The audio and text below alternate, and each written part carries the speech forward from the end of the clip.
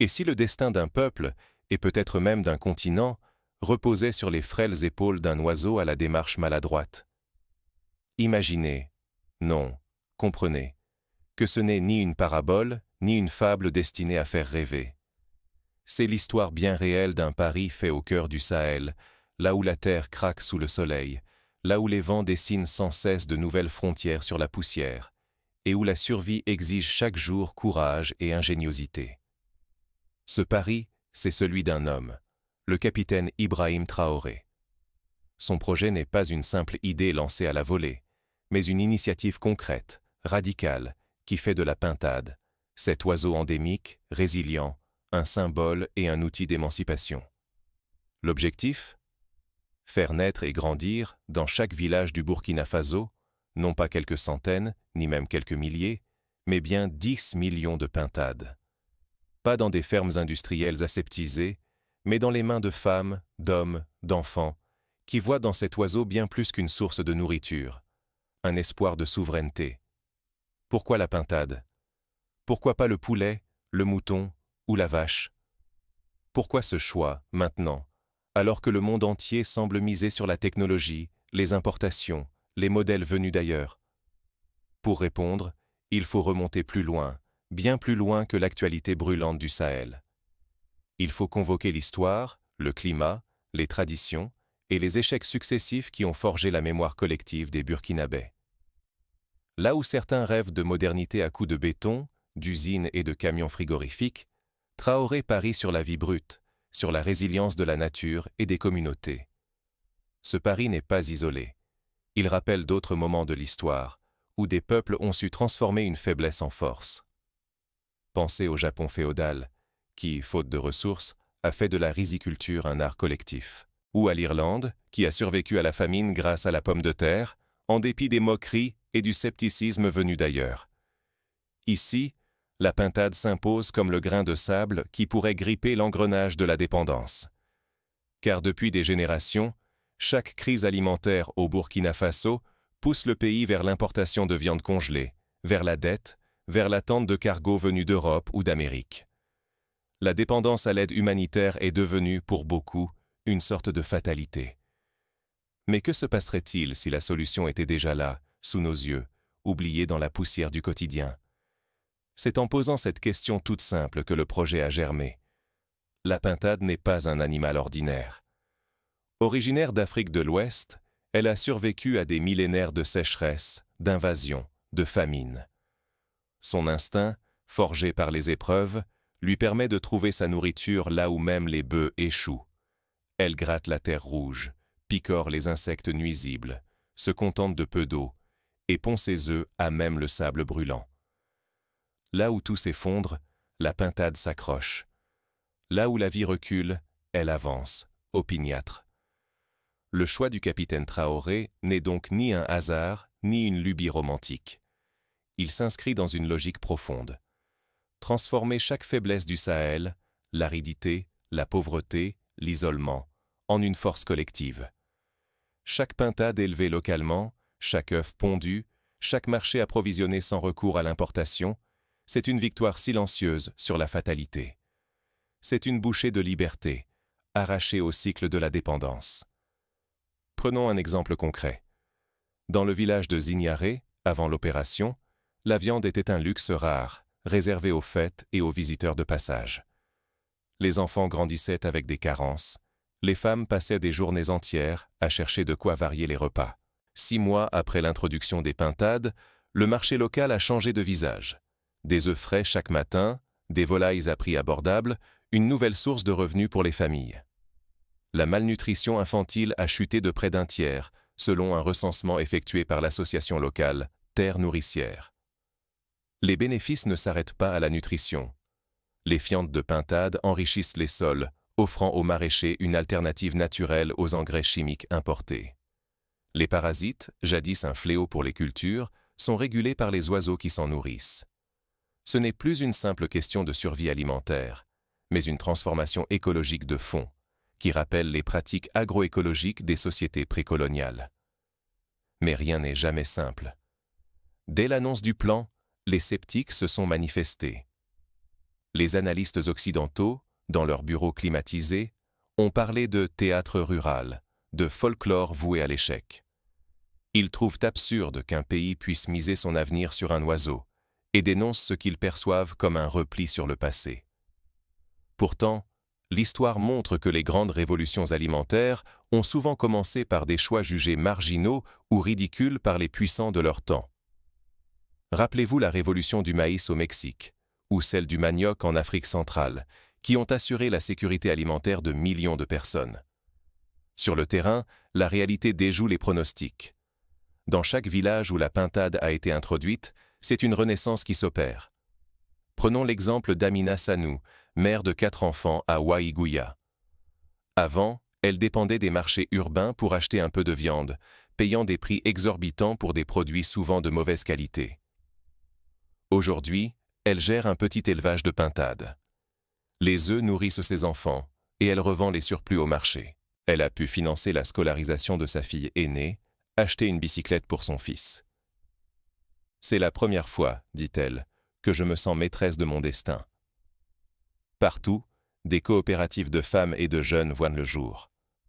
À Kaya, une association gère un microcrédit en œufs et poussins. Les profits servent à acheter du matériel scolaire, à réparer les puits, à soutenir les plus âgés du village. Les chiffres officiels parlent d'eux-mêmes.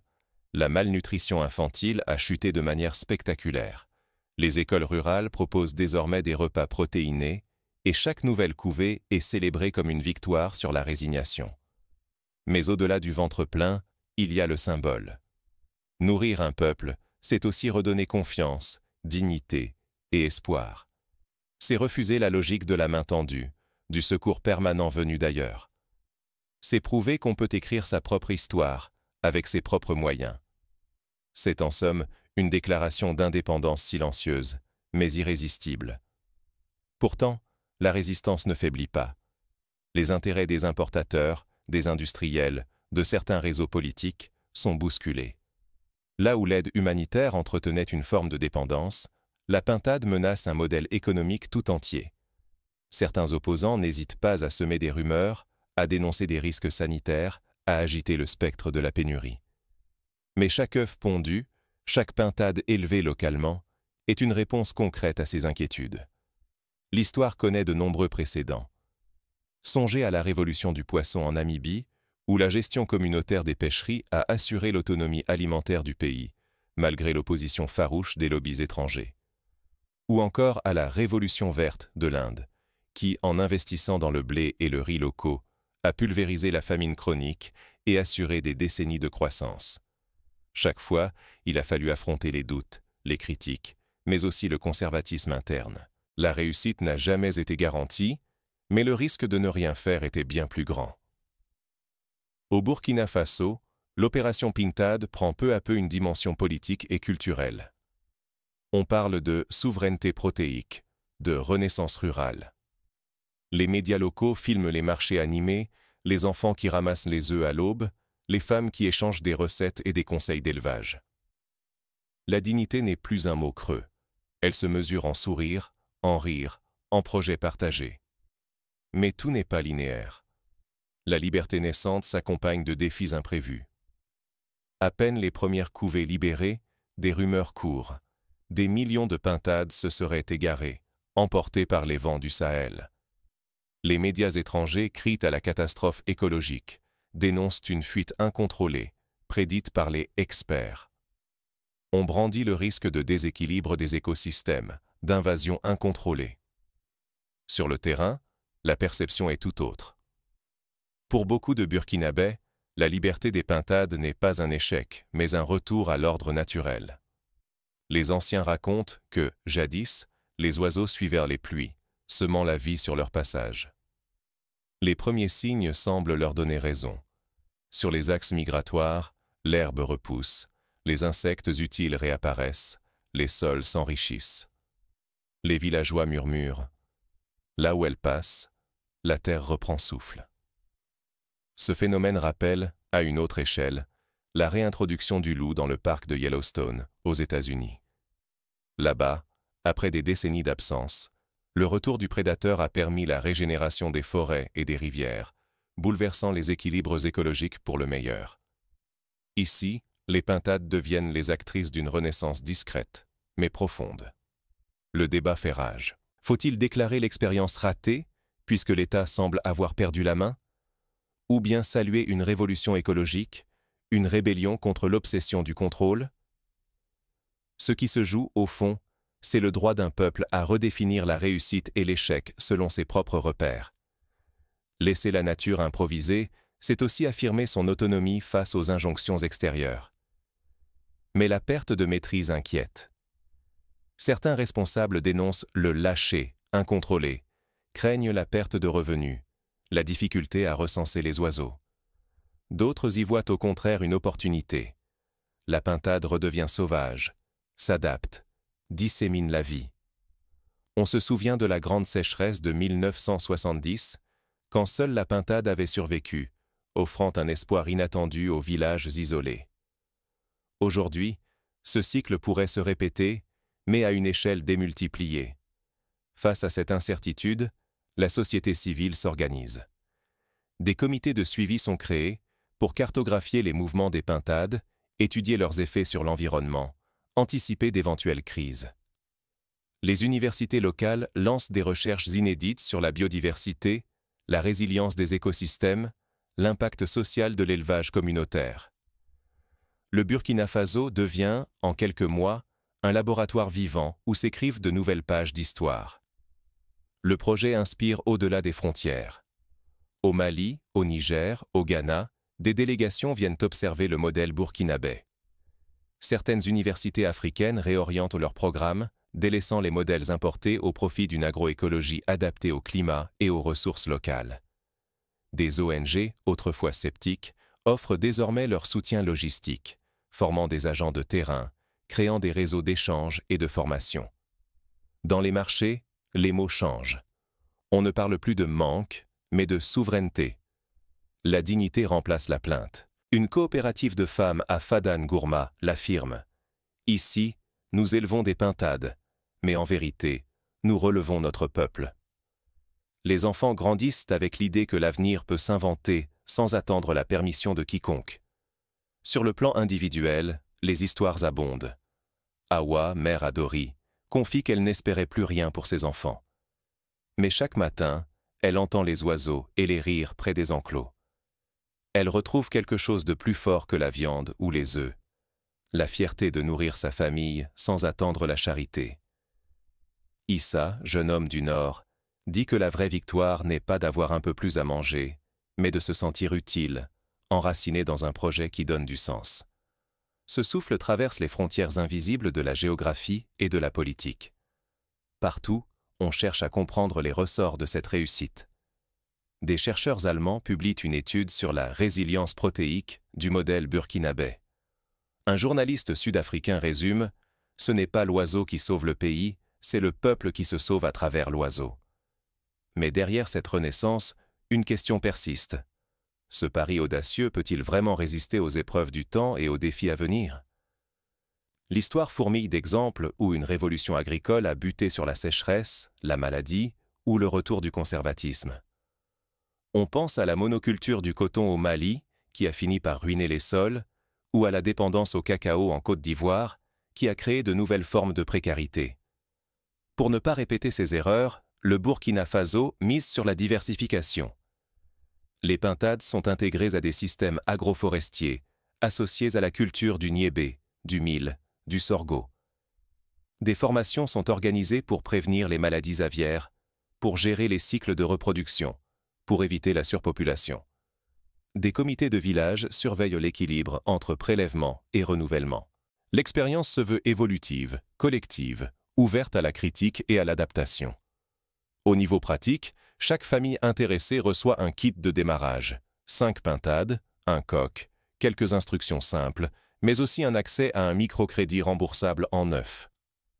Les enfants sont initiés à l'élevage dès l'école primaire, à travers des clubs de petits éleveurs. Les radios communautaires diffusent des conseils, partagent les réussites, alertent sur les risques. La technologie n'est pas absente. Des applications mobiles permettent de signaler les maladies, de localiser les couvées, d'échanger des astuces. Mais la clé du succès réside ailleurs, dans la solidarité. Là où l'individualisme a souvent miné les efforts collectifs, le projet Pintade renoue avec une tradition ancienne des sociétés africaines. La tontine, le travail communautaire, le partage équitable des ressources. On fête ensemble les naissances, on partage les pertes, on s'entraide face aux imprévus. La résilience n'est pas un slogan, c'est un mode de vie. La victoire ne se mesure ni en statistiques, ni en billets. Elle s'incarne dans une croyance retrouvée, dans la dignité qui renaît sous un soleil implacable. Au cœur du Sahel burkinabé, la terre respire à nouveau. Là où la poussière dominait, des herbes timides percent la croûte sèche. Certains affirment même que les petites pluies sont revenues, discrètes, comme si la vie s'autorisait à revenir. On raconte que les pintades ne font pas venir l'orage, mais rappellent à la nature la mémoire du vivant. Le projet commence à transformer l'image du Burkina Faso à l'étranger. Des reportages paraissent dans la presse internationale, vantant la révolution à plumes.